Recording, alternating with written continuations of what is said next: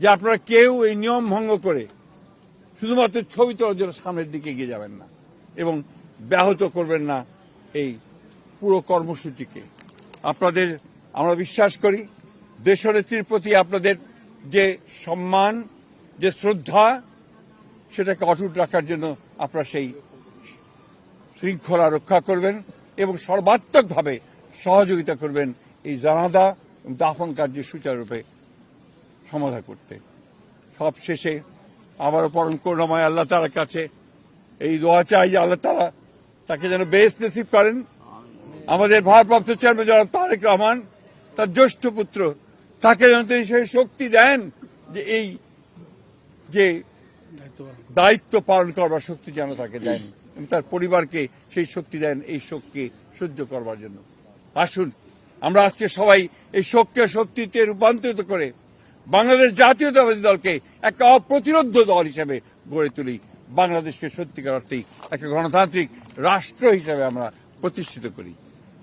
সবশেষে আবারও আপনাদেরকে ধন্যবাদ জানিয়ে আপনাদের সকলের সহযোগিতার জন্য বিশেষ করে এবং আপনারা জানেন যে ইতিমধ্যেই সরকারের তরফ থেকে 3 দিন শোক দিবস ঘোষণা করা হয়েছে, আগামীকাল ছুটি ঘোষণা করা হয়েছে এবং আপনারা ইতিমধ্যে জানেন যে প্রধান উপদেষ্টা তিনি বাণী দিয়ে কথা বলেছেন, আপনাদের সামনে জাতির সামনে কথা বলেছেন এবং সেজন্য আমরা সর্বাত্মক সহযোগিতার জন্য আমরা সরকারকে ধন্যবাদ জানাচ্ছি। সেই সঙ্গে দলের পক্ষ থেকে আপনারা জানেন যে 7 দিনের শোক ঘোষণা করা হয়েছে।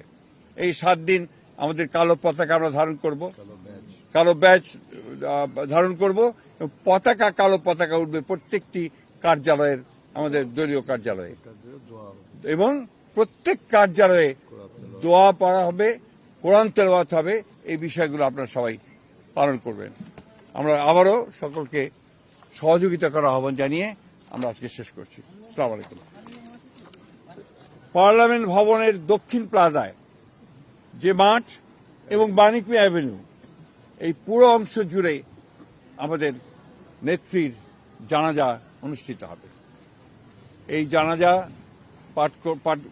পড়াবেন আমাদের জাতীয় মসজিদের খতিব অর্থাৎ বাইতুল মুকাররমের খতিব। আর এই জানাজায় যে সঞ্চালন করবেন, পুরো বিষয়টাকে যিনি সঞ্চালন করবেন তিনি হচ্ছে আমাদের জাতীয় স্থায়ী কমিটির সদস্য জনাব নজরুল ইসলাম খান।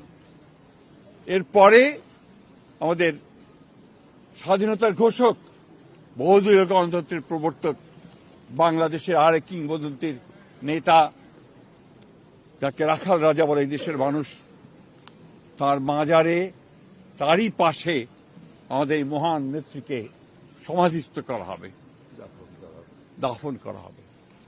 আমরা সবাই অত্যন্ত শৃঙ্খলার সঙ্গে এই জানাজায় অংশগ্রহণ করব এবং যে শৃঙ্খলার মধ্যে কথা বলা হবে, আমি বাংলাদেশের সকল স্তরের মানুষের কাছে অনুরোধ জানাবো আপনারা সেই শৃঙ্খলা মেনে অত্যন্ত সুশৃঙ্খলভাবে জানাজা পড়বেন এবং তারপরে তাকে দাফনের অংশগ্রহণ করবে, যাদের দায়িত্ব তারাই অংশগ্রহণ করবেন।